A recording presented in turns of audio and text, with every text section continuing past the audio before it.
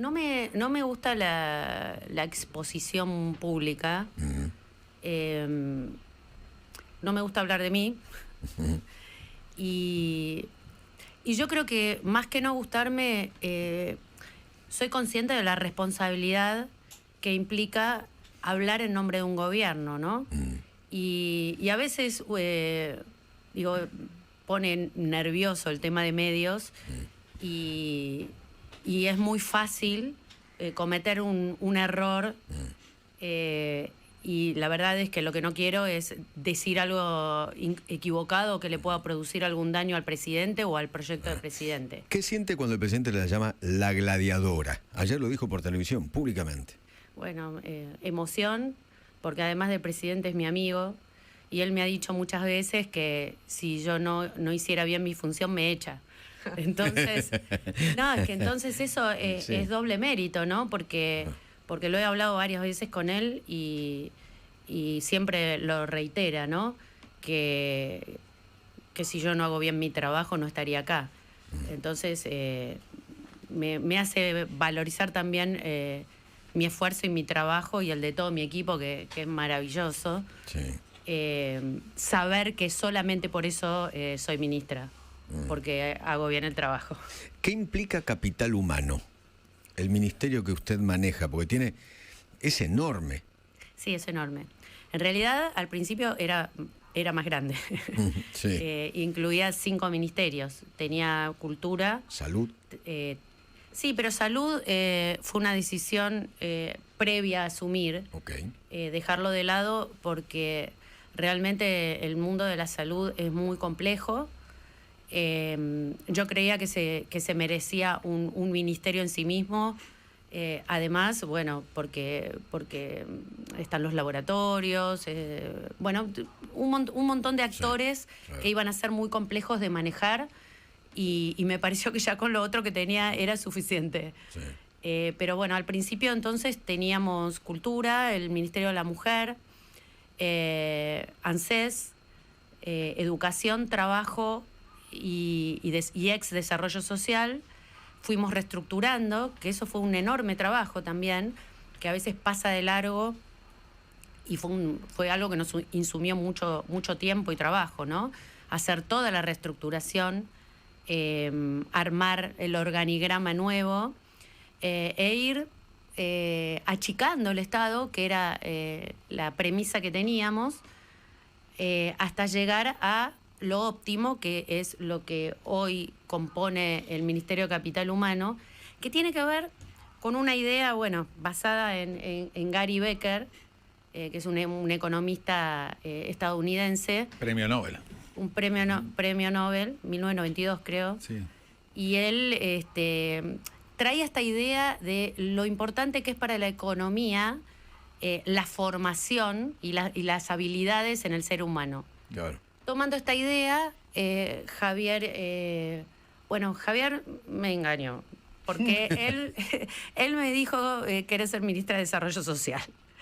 Y después se le ocurrió esta idea de hacer varios ministerios en uno, una idea genial, porque realmente hoy, el día después, podemos decir que es efectiva, ¿no? Trabajar... digamos, el Estado estando de manera subsidiaria con las problemáticas que había en Argentina, porque si bien Javier es liberal libertario, entiende y es pragmático del problema y las crisis que había en Argentina en todos estos temas tan sensibles. Y lo que hace el ministerio es actuar subsidiariamente en la línea de tiempo de vida de la persona. ¿Desde que nace? Desde que nace hasta su retiro, ¿no? Ok. Y en ese sentido, lo que hicimos nosotros es previamente, nosotros estuvimos trabajando un año antes, previo a asumir, y nosotros pedimos un mapa de la pobreza, ¿no?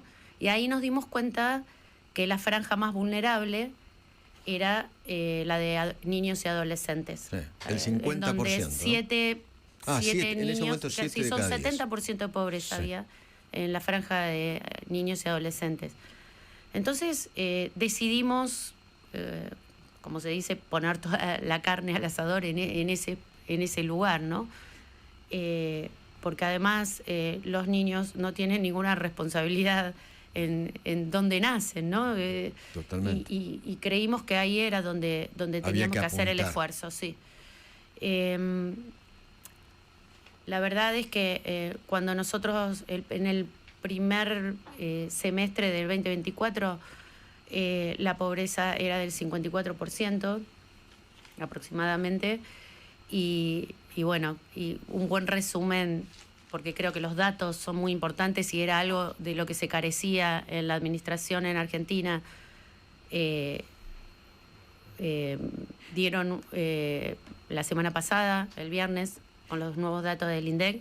Nosotros, a través del Consejo de Articulación de Políticas Sociales, que es un poco el cerebro de todo el ministerio, medimos trimestralmente la pobreza. El INDEC lo hace semestralmente, y tomando esos datos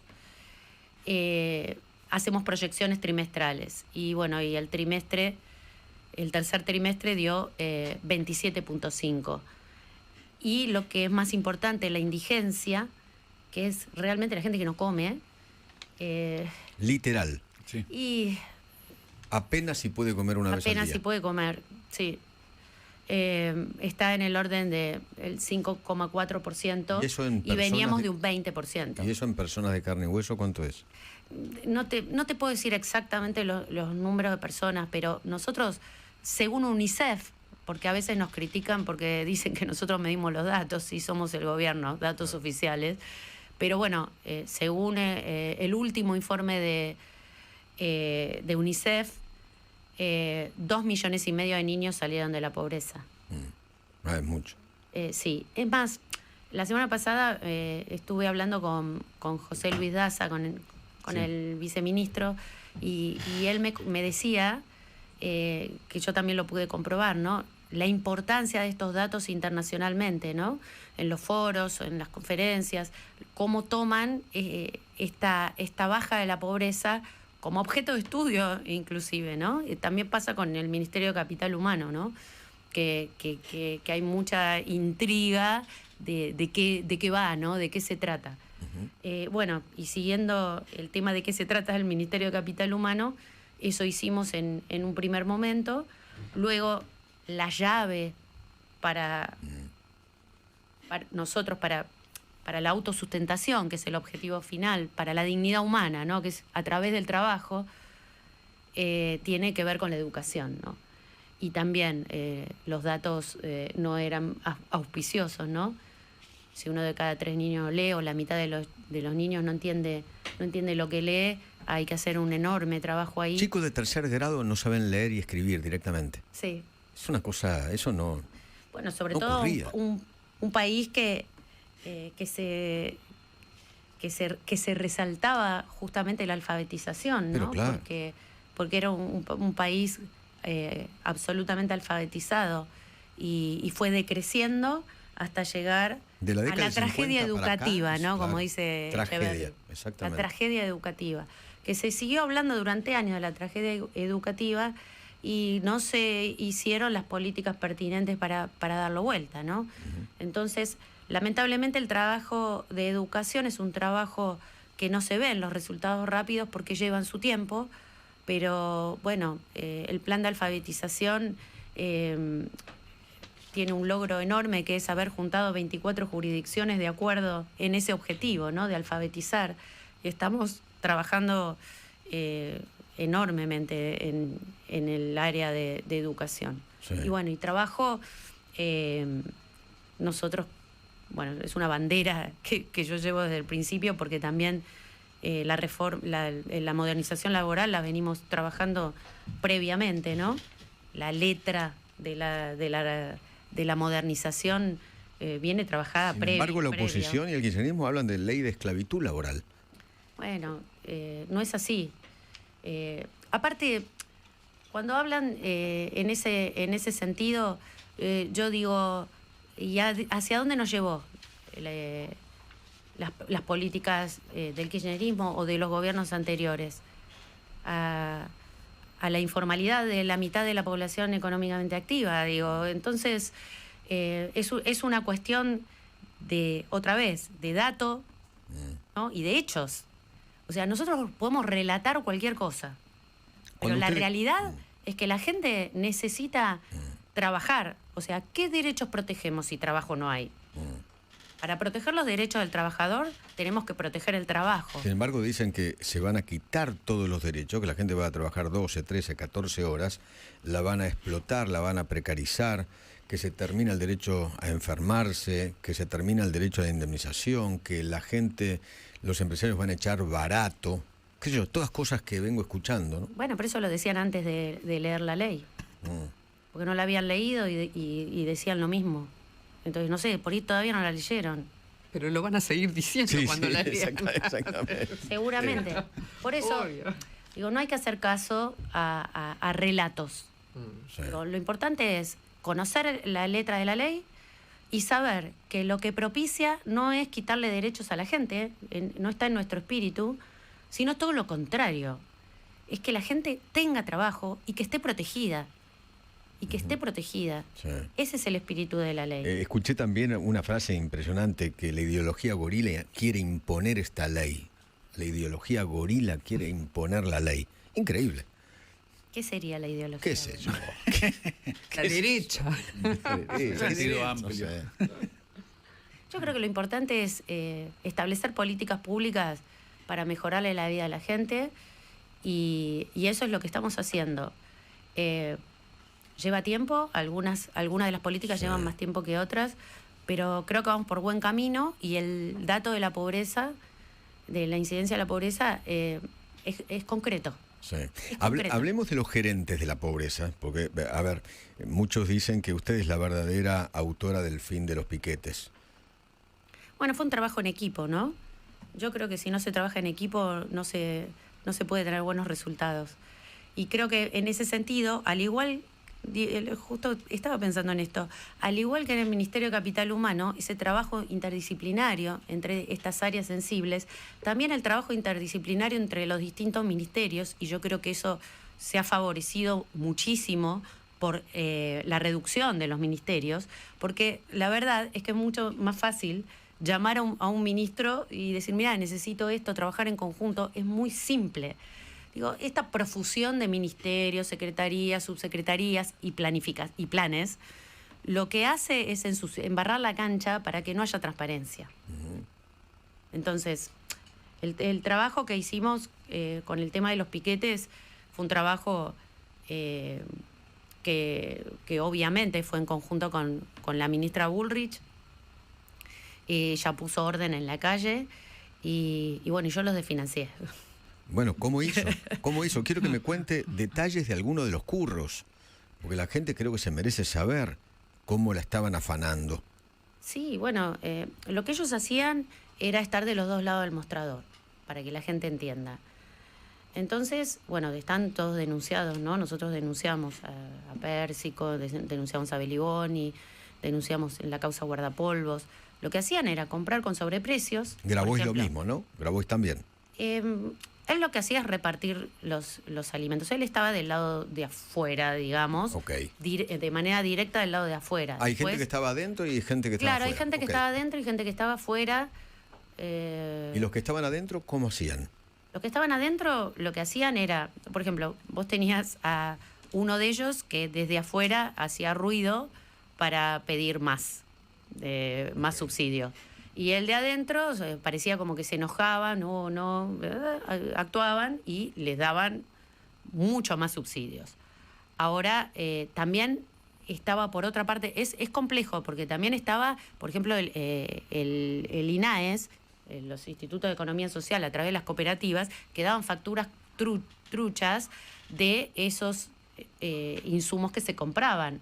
Entonces era toda una gran red de distintos organismos del Estado entramados para robar. Millones y millones y millones de pesos. Sí, millones y millones y millones. Entonces cuando yo llego y me dicen, bueno, tenés que recibir a los gerentes de la pobreza, dije yo no los voy a recibir. Porque sí, están vulnerando de la manera más nefasta a los pobres. De ninguna manera, yo no los voy a recibir. Entonces, lo que yo había hecho con mi equipo era estudiar cómo era este proceso. Entonces lo que hacían ellos era, tenían que dar una contraprestación por el plan que le daban, por el subsidio que le daban.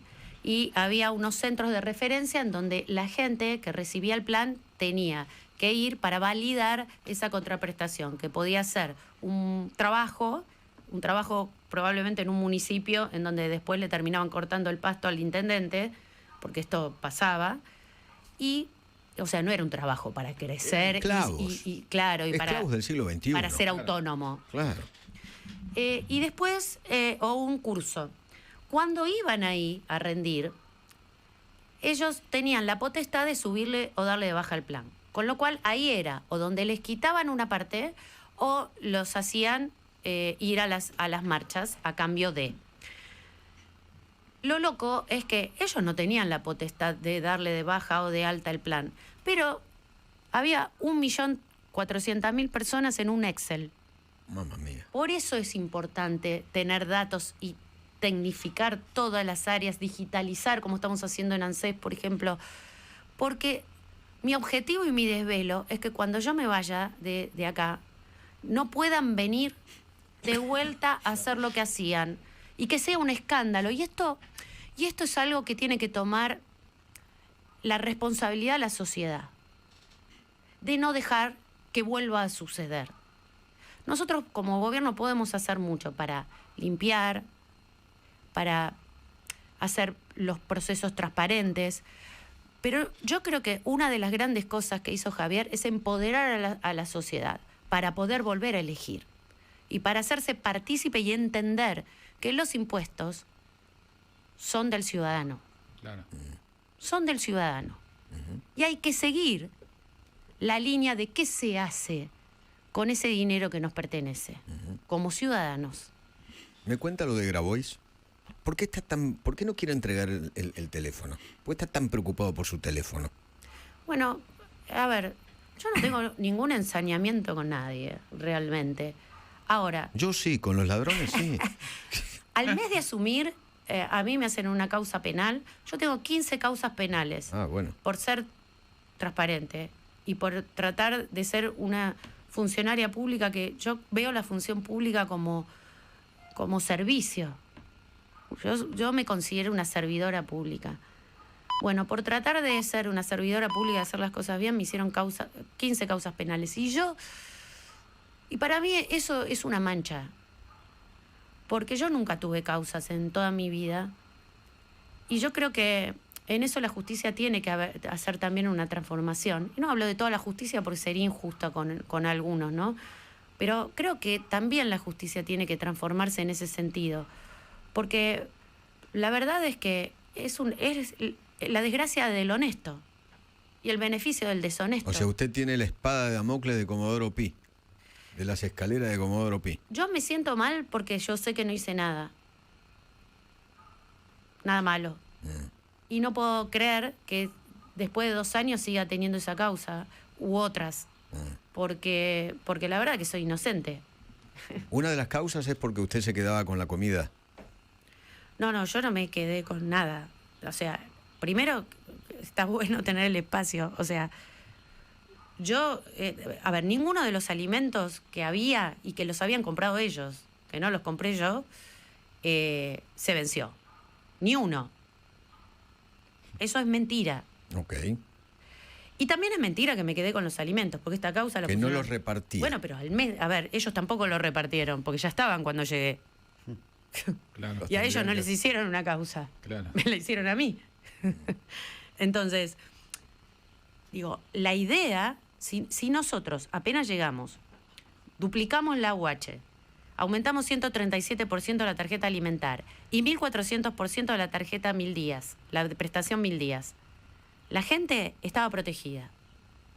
Entonces, consideramos... Ahí no hubo motosierra, de ninguna manera. No, para nada. Mucho, No. Lo aumentaron muchísimo. Pero además, nosotros redireccionamos el presupuesto, porque el 50% del presupuesto se daba a los gerentes de la pobreza. Y hoy, el 95% del presupuesto va directo al bolsillo de la gente. Claro. Absolutamente transparente. Entonces, ese 50% no iba a la gente. Y esto era lo que yo quería evitar y lo que nosotros queríamos evitar. Entonces pensamos que esos alimentos que ya estaban comprados, y para tener una transición hacia la transparencia absoluta y hacia el foco en los que realmente lo necesitan, porque hay gente que también recibía y no lo necesitaba. Digo, el potenciar trabajo era un plan que se utilizaba para dar subsidios a la gente de manera política, o sea, y nada... Y además se le quedaban con plata en el medio. Es que nada era y los transparente. mandaban a acampar ahí a la 9 de julio. No era transparente y no había un foco, un direccionamiento hacia el que lo necesitaba. No había monitoreo de los planes, de la planificación de los ministerios. No había monitoreo. Para nosotros el monitoreo es fundamental. Las planificaciones que hace un ministerio tienen que estar pensadas, implementadas y monitoreadas. Para que la plata por eso de nosotros los hacemos... contribuyentes vayan a donde tienen que ir. Por eso nosotros hacemos planes piloto, hacemos pruebas piloto de la planificación que tenemos, porque no queremos gastar los recursos del Estado en planes rimbombantes y que después no funcionan. Los centros de familia son pruebas piloto. Entonces, bueno, esos alimentos que estaban en los depósitos, a los 3 o 4 meses, cuando llegó el invierno, me llamaban los gobernadores desesperados porque por las tormentas de nieve la gente se quedaba sin poder pasar a su casa y no tenían de comer. Yo tuve que hacer una presentación ante el juez para poder darle esos alimentos a los gobiernos provinciales. Y luego lo que hicimos es repartirlos por índice de vulnerabilidad a todas las provincias. Está bien. Como corresponde. Entonces, decir que soy la hambreadora o que me quedé con la comida, ¿cómo me voy? A ver, ¿qué sentido tendría que yo me quedara con la comida? Ninguno. O sea, todo lo que hacemos nosotros está previamente planificado. Nosotros no vinimos a hacer cualquier cosa. Bien. ¿Me espera 2 minutos? Sí. Vamos a las noticias. Seguimos charlando con la ministra Sandra Petovelo, la ministra de Capital Humano. ¿Willy? Ministra, usted se metió con gente, con mafias directamente. Pesados. Pesados. Me imagino que, bueno, sé que tuvo amenazas, etcétera, etcétera. Sí, tuve amenaza de bomba ¿Bomba? Sí, en la puerta del ministerio. Después, bueno, son amenazas, ¿no? Después no pasó nada, pero habían puesto un paquete sospechoso. También en un momento en mi casa. Sí, después frenó. Pararon. Sí. ¿Y eso de dónde venía? ¿La mafia de los alimentos?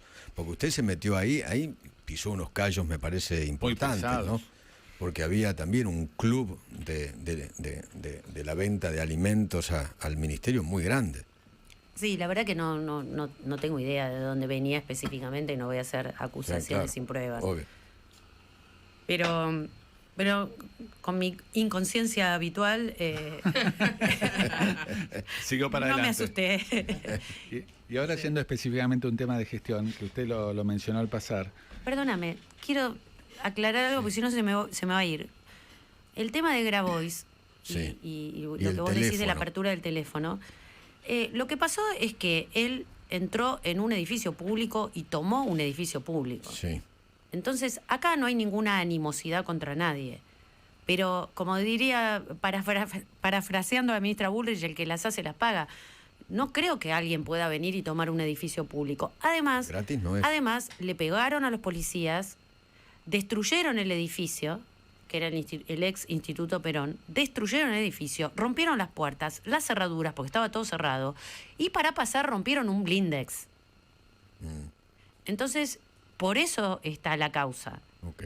Y esperamos que siga adelante, porque si no, le damos espacio a que la gente pueda ir por la vida tomando edificios Claro, públicos. Obviamente. Ahora, Perdóname que iba... No, pero él a ver, él no quiere que le abran el teléfono. ¿Lograrán ustedes que le abran el teléfono o no? Que Es la que- justicia es que, le abra bueno, el eso teléfono. depende de la justicia, ¿no? Está medio lento eso, ¿no? La causa venía rápido. Y se frenó. Lo que pasa es que también uno cuando, no sé, una cosa era mi visión como ciudadana y otra cosa es mi visión como funcionaria.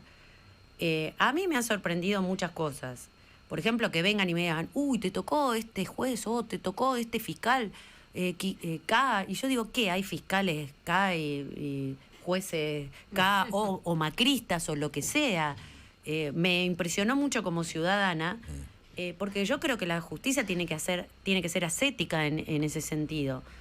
Y creo que yo tengo fe que vamos a caminar hacia ahí. ¿Y la Yo causa creo- de Graveos quién la tiene? ¿Casanelo? No. Ok. La de los alimentos sí. Ok. La del La del otra, edificio. creo que Ramos, pero no me quiero equivocar, ¿eh? Puede ser. Ok. Pero no tengo ninguna animosidad yo Sí, contra sí, ningún sí. juez, porque la verdad es que las causas tampoco prosperan, porque en realidad no hice nada. Pero, digo, me parece que hay que poner un ojo, un foco ahí, pero en pos de que esta ola de transparencia llegue a todos los poderes del Estado. Claro. También digo al otro poder también, ¿no? Al poder Legislativo. legislativo. Y puntualmente yo iba al tema de educación y sobre todo en la provincia de Buenos Aires, porque la educación es un tema provincial, en definitiva. ¿Cómo se puede mejorar la educación desde la nación, que es lo que apuntan ustedes, cuando tenés en provincia de Buenos Aires puntualmente un sindicato tan metido adentro y hasta te diría haciendo campaña o metiéndose hasta en los planes de estudio? Bueno, en ese sentido, nosotros hemos hecho algo que lo hemos copiado en las otras secretarías también, que es citar a los consejos federales. Nosotros citamos al Consejo Federal de Trabajo, al Consejo Federal de Ex Desarrollo Social y al Consejo Federal de Educación. En ese sentido, el Consejo Federal de Educación se ha juntado y 24 jurisdicciones se pusieron de acuerdo en el plan de alfabetización. La verdad es que en educación es bastante permeable, hay mucho diálogo, el Consejo Federal de Educación funciona y a todas las cosas que hemos propuesto nosotros, porque yo creo que los contenidos mínimos tienen que cambiar, tienen que modernizarse. Nosotros hemos propuesto en el Consejo Federal poner distintas materias, como por ejemplo la educación financiera, que a mí me parece fundamental. Algo que me parece más fundamental todavía, que es las habilidades socioemocionales. ¿Por qué? Porque eso está conectado directamente también con el mundo del trabajo. Antes de asumir, me reuní un día con el señor Coto y la señora y su familia, que son absolutamente amorosos. Sí. Y yo les preguntaba, ¿cuál es el problema que tienen cuando toman gente que no tiene una capacitación o que no tiene un título, ¿no? Por ejemplo, para repositores. Y ellos me decían, el problema es que, por ejemplo, escupen en el piso, no saben usar cubiertos, se pelean entre ellos, no tienen la cultura del trabajo, no saben que tienen que volver al día siguiente. Estos son los problemas a los que nos enfrentamos con 1 millón de personas que nosotros tenemos en el ex Potenciar Trabajo, que es volver al trabajo, le cambiamos el nombre justamente, simbólicamente, ¿no?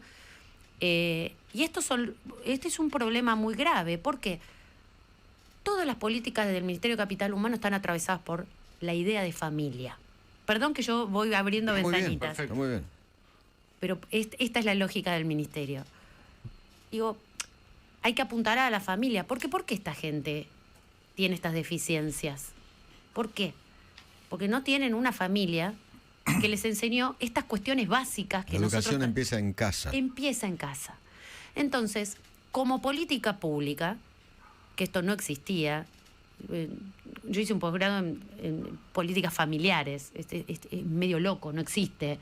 ¿Por qué? Porque la política apunta a la familia, no es que apunta al niño, al anciano, a la familia. ¿Por qué? Porque sosteniendo a la familia, aportando a la familia, nosotros potenciamos la idea de que los niños tienen que ser criados por sus padres y que la función de la familia, porque es privativa de la familia, de criar a los niños, es de los padres y no del Estado. No puede ser delegada. Sí, hay casos específicos en donde el Estado actúa subsidiariamente. Pero nosotros tenemos que ayudar a la familia. Los centros de familia hacen eso, ayudar a la familia. Creo que me fui de tema porque vos me habías hecho otra pregunta. Sí, puntualmente en la provincia de Buenos Aires, ¿cómo Sí. haces? Y sobre todo, Bueno, ¿cómo a través del Consejo Federal. ideología, te meten la ideología en los Sí. planes de estudio? Bueno, la ideología, nosotros hicimos una línea para adoctrinamiento y nosotros hacemos Está una intervención funcionando. allí. Sí, funciona. Es la batalla cultural, ¿no? Sí. Es la batalla cultural, Mary. que para el presidente es tan importante. No, yo quería relacionar el tema educación y trabajo, porque la idea de si hay algún plan, alguna idea de ayornar los contenidos de la educación a lo que serían los futuros mercados laborales, carreras que tengan más salida laboral y que los chicos puedan insertarse más fácilmente saliendo de la escuela, ¿no? Sí, por supuesto que sí. O sea, la planificación educativa de un país tiene que tener el foco en cuáles son las necesidades de ese país, porque si no tenemos millones de psicólogos y médicos por ahí que no se necesitan y esa gente después no puede trabajar o tiene que trabajar en algo que vocacionalmente detesta. Entonces, sí, por supuesto que la planificación existe y estamos trabajando muchas líneas de trabajo. A ver, también tenemos que trabajar más allá de las próximas generaciones que a nosotros nos desvelan, también tenemos que trabajar en lo que tenemos hoy. Por eso el proyecto, uno de los proyectos importantes para el 2026 es algo que estamos haciendo, que es la Escuela de Oficios, ¿no? Es el Centro de Formación en Oficios. Nosotros tomamos un predio, que era el predio Garrigós, que estaba inutilizado, un predio de 6 hectáreas, con 2 edificios maravillosos que parecen Harvard. Faltan gasistas, plomeros, Exactamente. herreros, No hay, oficios, no hay gente Oficios. formada en eso. como existía antes. Bueno, este es el proyecto, es un proyecto público-privado. Nosotros hemos puesto en valor el edificio. Me ha ayudado la Bolsa de Comercio. Adelmo Gavi me dio todos los... Yo no quiero dinero. Entonces, todos los elementos que nosotros necesitamos para poner en valor el edificio, la pintura, lijas, nos lo ha donado la Bolsa de Comercio. Y con nuestro equipo de servicios generales empezamos a poner en valor el edificio, que está quedando fenomenal, y la idea es que las empresas apadrinen esos lugares, y ya hemos conseguido, por ejemplo, Sinteplas nos ha venido y ha tomado ya las aulas para hacer cursos de pintura con distintas etapas, ¿no? Que van aprendiendo distintas técnicas de pintura. Y tiene una salida laboral inmediata. Este señor, Claudio, que es el dueño de Sinteplas, nos ha dado todo, los materiales, las capacitaciones y los capacitadores, porque incluso lo que vamos a hacer es capacitar gente que haga los cursos también. Bueno, hemos hecho convenio con Arcos Dorados, hemos hecho convenio con Mercado Libre y seguimos haciendo convenios para esto, ¿no? Creo que vamos a hacer un convenio con Edenor. Lo importante es lo que usted dice, la salida laboral Claro. que Inmediata. tiene la gente, ¿no? Para eso son las escuelas de artes y oficios. Exactamente. También queremos potenciar la escuela técnica, ¿no? Estoy hablando con Ludovico Grillo, que es el que maneja el INET, y vamos a planificar en ese sentido también. Y terminando de responder a tu pregunta, el Consejo es un lugar en donde hay plafón para hacer estos cambios. Hay plafón para hacer estos cambios. Sí. También hemos intentado poner sobre la mesa distintas ideas educativas. Yo quise implementar también el ajedrez y el juego del Go, porque desde los primeros años, porque eso el doctor sabrá, ¿no? De esto que son estos juegos mentales que activan el pensamiento crítico, ¿no? La lógica. Y bueno, la transformación es enorme. Yo creo que ya hace como una hora estoy acá, ¿no? No todavía. No todavía. 50 minutos. Yo quería preguntarle, ministra. Dijeron media hora, me están engañando. Hubo Anda una mal el idea. reloj. en la idea, en la década del 30, que nos puso a la cabeza de nutrición en toda América Latina, que fue la creación del Instituto Nacional de Nutrición, con el doctor Pedro Escudero. En Chile, cuando se hizo el Instituto de Nutrición, el INTA chileno, cambió la alimentación de los chicos, cambió el futuro de la salud, el doctor Monkever. Yo quería saber si tienen algo planeado, hay algún sector que se está ocupando, porque es un instituto de la salud, un instituto de nutrición transversal que ocupa por supuesto capital social, educación, salud. Nosotros nos hemos ocupado de eso porque tomamos mucho de Monker, porque acá creo que Albino es el que tomó, Albino, claro, sí. Bueno, y por ejemplo en la comida que se entrega está implícito el tema de la nutrición, que no lo estaba, para los comedores, porque nosotros pasamos transferencias a los comedores, ya no damos alimento, pasamos transferencias y nos importa mucho el contenido, ¿no?, de la comida que se entrega por medio de la transferencia, ¿no? Y después, sí, por supuesto que es muy importante porque... La comida en los chicos en los primeros 1000 días es la clave. Sí. Claro. Ahí está la clave. En los centros de niño. familia, que es la otra propuesta que nosotros ya estamos en Concordia, en Mar del Plata y en Chaco. En los centros de familia nosotros entregamos unos vouchers para que las familias que tienen hijos entre 0 y 17 años puedan acceder a algo que accede la clase media, que son cursos de danza, deportes, instrumentos. Entonces hacemos como una red de adhesión de lugares donde brindan estos cursos y nosotros le damos el voucher a la familia para que lo puedan intercambiar. Pero a cambio de eso tienen que hacer cursos de crianza, cursos de nutrición. No le damos el voucher, sino. Entonces, de buena crianza, de nutrición, escuela para padres. La idea es esta, ¿no? Potenciar a la familia y que hay mamás y papás que no saben cocinar por los comedores, ¿no? Tanto de manera presencial, cosa que la verdad no tengo nada contra los comedores, pero no es la idea que tenemos nosotros. Nosotros queremos que los chicos coman en la mesa en casa. Sí, claro. Y después hay otros lugares que también dan la vianda, ¿no?